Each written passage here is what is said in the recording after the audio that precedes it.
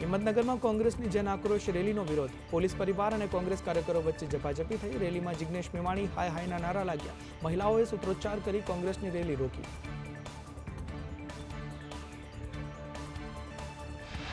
હિંમતનગરના મહાવીરનગરમાં police પરિવારની મહિલાઓએ સૂત્રોચ્ચાર કરી કોંગ્રેસની જન આક્રોશ યાત્રા અટકાવી.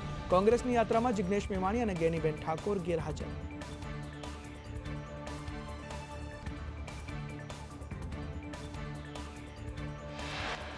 એમએલએ જિગ્નેશ મેવાણીને લઈ ભાજપ પ્રવક્તા શ્રદ્ધા રાજપૂતનું નિવેદન. કહ્યું, જિગ્નેશ મેવાણીએ વિવેકપૂર્વક રજૂઆત કરવી જોઈએ. આમ જનતા કરતા એમએલએને વિશેષ હક મળે છે.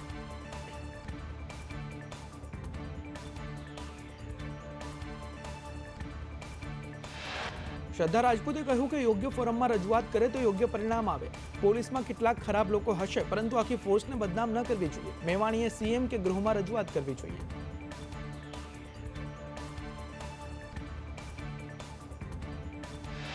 પોલીસ પરિવારની રેલીને કોંગ્રેસે બુટલેગરોના સમર્થનની રેલી ગણાવી. કોંગ્રેસ તમામ ગામોમાં બુટલેગરોનો સર્વે કરશે અને ગૃહ વિભાગમાં બુટલેગરોનું લિસ્ટ આપશે.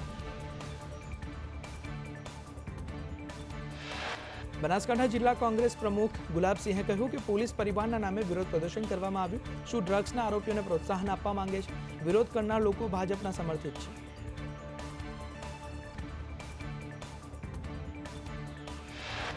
ગેનીબેન ઠાકોરે કહ્યું કે બુટલેગરોને પ્રોત્સાહન આપવા રેલી કરી. વેદના હોય ત્યારે ખૂબ દર્દ થતું હોય છે. અનેક વખત મહિલાઓએ રજૂઆતો કરી.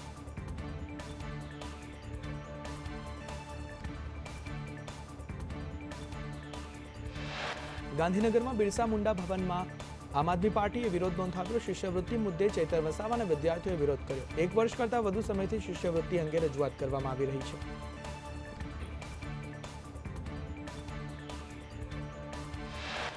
એસઆર પર ચૈતર વસાવાએ કહ્યું કે કામગીરીના પ્રેશરથી રાજ્યમાં 8 બીએલઓના મોત થયા. સરકારને વિનંતી છે કે આમાં યોગ્ય નિર્ણય કરે. અમે ચૂંટણી પંચને પણ આ મુદ્દે રજૂઆત કરીશું.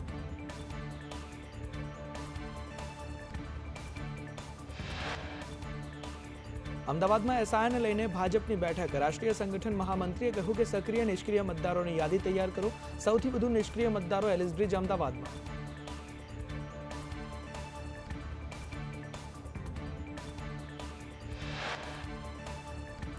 બીએલઓની આત્મહત્યા મુદ્દે પ્રવક્તા મંત્રી જીતુ વાઘાણીએ કહ્યું કે કોઈપણ પ્રકારનું દબાણ ન કરવા કલેક્ટરોને સૂચના આપી.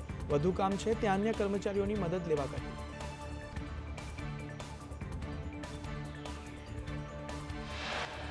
કેબિનેટ બેઠક બાદ પ્રવક્તા મંત્રી જીતુ વાઘાણીએ કહ્યું કે સમય મર્યાદામાં એસઆઈઆરની કામગીરી કરવા સીએમએ સૂચના આપી. ધરમપુરમાં ચિંતન શિબિરના આયોજનને લઈ ચર્ચા થઈ છે.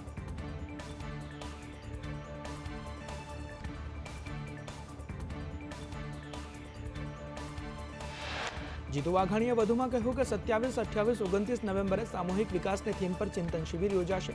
શિબિર બાદ ભલામણોના આધારે રોડમેપ તૈયાર કરવામાં આવશે.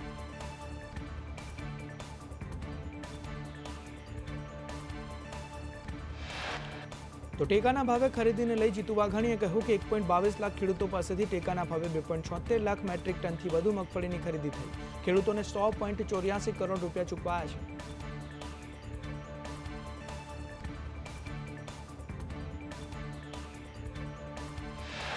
અમરેલીમાં પાક નુકસાની સહિતના મુદ્દે ખેત મજૂરોએ રેલી યોજી. વળતર અને સુરક્ષાની માંગ સાથે કલેક્ટરને આવેદન આપ્યું. 1000 ખેત મજૂર રેલી સ્વરૂપે કલેક્ટર કચેરી પહોંચ્યા.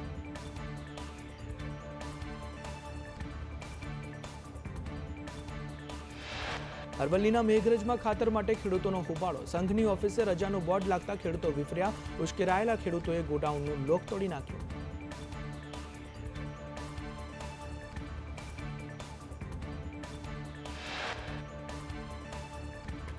ગુજરાતના ખેડૂતો હાલમાં કુદરતી આફતનો સામનો કરી રહ્યા છે. ત્યારે ડુંગળીના પાકના બજારમાં માત્ર 50 થી 60 રૂપિયા પ્રતિ મણના ભાવ મળતા ખેડૂતોમાં ભારે નિરાશા.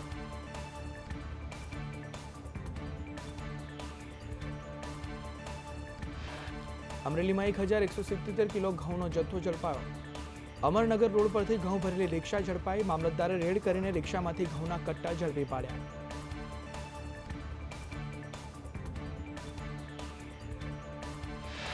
એએમસી 7th ડે સ્કૂલનો પ્લોટ પરત લેશે. 3 વાર નોટિસ આપવા છતાં સ્કૂલે ડોક્યુમેન્ટ ન આપ્યા. 21 તારીખની અંતિમ ડેડલાઇન પણ પૂર્ણ થઈ ગઈ.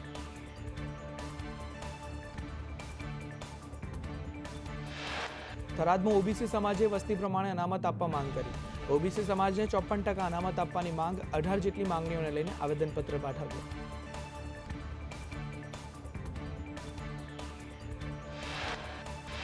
ગુજરાત યુનિવર્સિટીમાં એમએમસીજીના પેપરના છબરડાને લઈ એબીવીપીનો વિરોધ. બેદરકારીને લઈ પરીક્ષા નિયામક સામે પગલાંની માંગ. ભવિષ્યમાં બેદરકારી ન સર્જાય તે માટે પગલાંની માંગ કરવામાં આવી છે.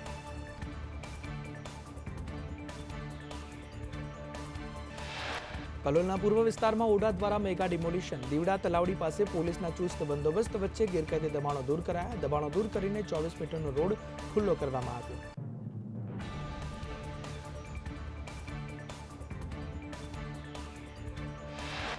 જામનગરમાં દબાણ હટાવ્યા બાદ ફરી ત્યાં દબાણ જોવા મળ્યું. મ્યુનિસિપલ કમિશનરના ચેકિંગમાં ફાર્મ હાઉસ ઝડપાયું. કમિશનરના આદેશ બાદ ફરી ડિમોલિશન કરાયું.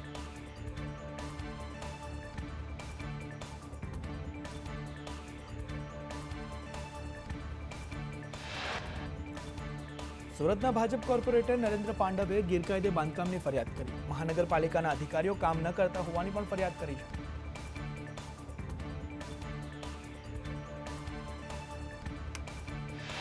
બોટાદના ગઢડા નગરપાલિકાના પ્રમુખ તરીકે કિશોર ખાચરની બિનહરીફ વરણી. પ્રાંત અધિકારીની અધ્યક્ષતામાં પ્રમુખની ચૂંટણી યોજાઈ. ગઢડા નગરપાલિકામાં ભાજપના 18 અને કોંગ્રેસના 10 સભ્યો.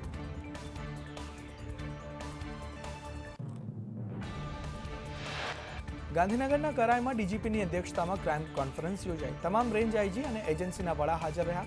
કોન્ફરન્સમાં આગામી મહિનાના રોડમેપ પર ચર્ચા કરવામાં આવી. ખંભાતમાં સરકારી અનાજ ભરેલો ટેમ્પો ઝડપાયો. કોલેજ રોડ પરથી ઘઉં અને ચોખાનો જથ્થો ઝડપાયો. સરકારી અનાજના જથ્થાને મામલતદારે સીઝ કર્યો.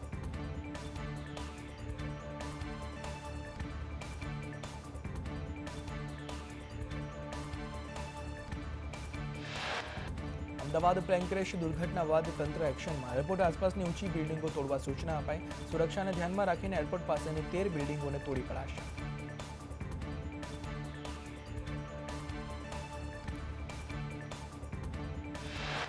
અમદાવાદમાં બેવડી ઋતુથી રોગચાળો વકર્યો. સોલા સિવિલમાં વાયરલ ઇન્ફેક્શનના 700 કેસ નોંધાયા. છેલ્લા સપ્તાહમાં ઓપીડી 14,122 કરતાં વધુ નોંધાઈ. 1,081 દર્દીઓને દાખલ કરવાની ફરજ પડી. અમદાવાદમાં ઠંડીની સિઝનમાં રોગચાળો વકર્યો. નવેમ્બરમાં મેલેરિયાના 103, કમળાના 99, ટાઇફોઇડના 164, ડેન્ગ્યુના 62, ઝાડા ઉલટીના 210 કેસ નોંધાયા.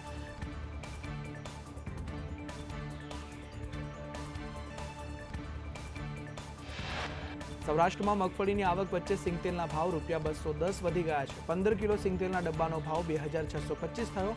અગાઉ સિંગતેલના ડબ્બાનો ભાવ 2,415 હતો.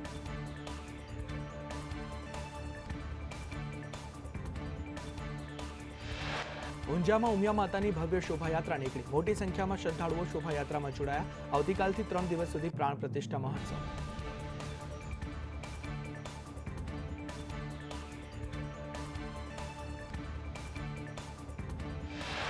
સાબરકાંઠામાં નિવૃત્ત સિટી સર્વેયર પાસેથી આવક કરતાં વધુ મિલકત મળી. નિવૃત્ત સર્વેયર નલિન સોની પાસેથી 105% વધુ મિલકત મળી આવી.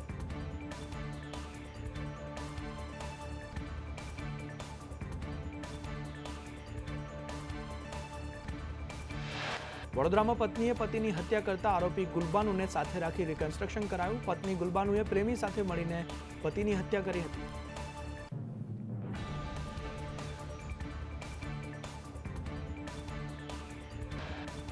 સાયબર સ્લેવરી નેટવર્કમાં નીલ પુરોહિતના સબ એજન્ટ પાયલ ચૌહાણની ધરપકડ. સાયબર સેન્ટર ઓફ એક્સેલન્સના એસપીએ કહ્યું કે મ્યાનમાર લઈ જઈને લોકોને ફસાવતા મોબાઈલમાંથી પાકિસ્તાન અન્ય દેશના પાસપોર્ટ મળી આવ્યા.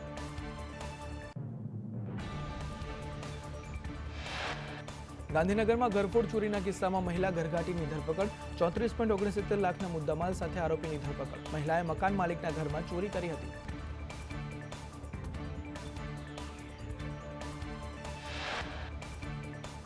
હત્યાનો આરોપી 22 વર્ષ પછી સુરતમાં ઝડપાયો. ઓડિશામાં હત્યા કરી આરોપી સુરત આવી ગયો હતો. આરોપી સુરતના પાંડેસરામાં લૂમ્સમાં કામ કરતો.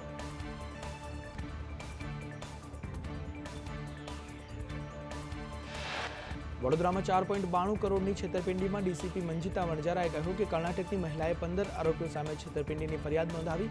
8 આરોપીઓ રડાર પર. ઇલિયાસ અજમેરી સૂત્રધાર.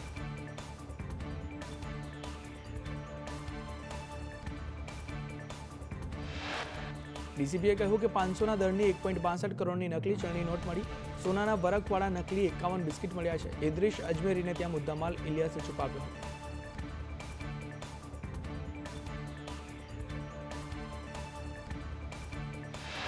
અમદાવાદના ઘીકાંઠા વિસ્તારમાં પંચભાઈની પોળ પાસે કાપડની દુકાનમાં આગ લાગી. દુકાનમાં કાપડ હોવાથી આગ ઝડપથી પ્રસરી. ફાયરની ટીમે આગ પર કાબુ મેળવ્યો.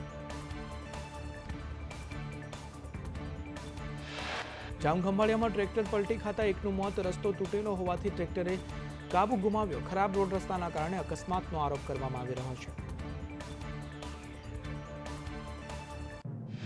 ભરૂચની હવા દિલ્હીથી પણ વધુ ખતરનાક બની. કલેક્ટર કચેરી બહાર લગાવેલા બોર્ડમાં એક્યુઆઈ 513 નોંધાયો છે. એર ક્વોલિટીનો ડિસ્પ્લે બોર્ડ ખરાબ હોવાનો પાલિકાનો દાવો છે. ઔદ્યોગિક વસાહતોનો જિલ્લો હોવાથી હવા પ્રદૂષણમાં વધારો. અમદાવાદ શહેરમાં હવા ઝેરી બની. એર ક્વોલિટી ઇન્ડેક્સ 200 ને પાર નોંધાયો. અમદાવાદ શહેરના મોટાભાગના વિસ્તારોમાં એક્યુઆઈ 200 ને પાર. બોપલ અને ગોતામાં 218 એક્યુઆઈ, થલતેજમાં 215, સોનીની ચાલીમાં 212 તો સેટેલાઇટમાં 205, ઉસ્માનપુરામાં 210, મણિનગરમાં 209 અને ગ્યાસપુરમાં 207 એક્યુઆઈ.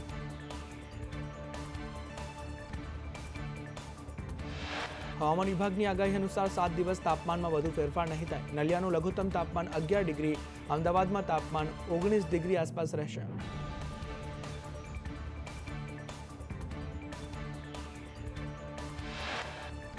હાલ રાજ્યમાં ઠંડીના ચમકારાથી આંશિક રાહત. મોટાભાગના જિલ્લામાં તાપમાન 1-2 ડિગ્રી ઊંચકાયું છે. નલિયામાં સૌથી ઓછું 11.6 ડિગ્રી તાપમાન. રાજકોટમાં 13.2 ડિગ્રી, કંડલામાં 13.6, અમરેલીમાં 13.9 અને ડીસામાં 14.6 ડિગ્રી તાપમાન નોંધાયું. કેશોદ અને પોરબંદરમાં 14.3 ડિગ્રી તો સુરેન્દ્રનગરમાં 15 ડિગ્રી અને ભુજમાં 15.8 ડિગ્રી તાપમાન નોંધાયું છે.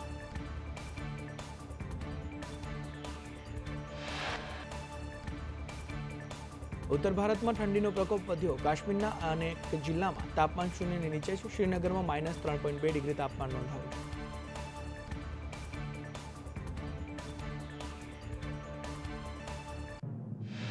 શોપિયામાં -5.1 ડિગ્રીએ તાપમાન પહોંચ્યું. પુલવામામાં -5 ડિગ્રી, અનંતનાગમાં -4 ડિગ્રી, ગુલમર્ગમાં -1.9 ડિગ્રી તાપમાન નોંધાયું છે.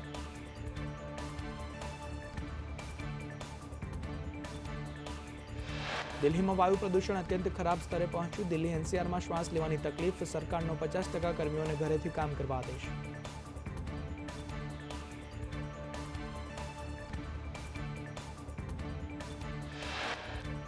દિલ્હીનો સરેરાશ 363 એક્યુઆઈ નોંધાયો. કિનીમાં 416 એક્યુઆઈ, આનંદ વિહારમાં 402, જહાંગીરપુરમાં 400 અને દ્વારકામાં 379 એક્યુઆઈ નોંધાયો છે.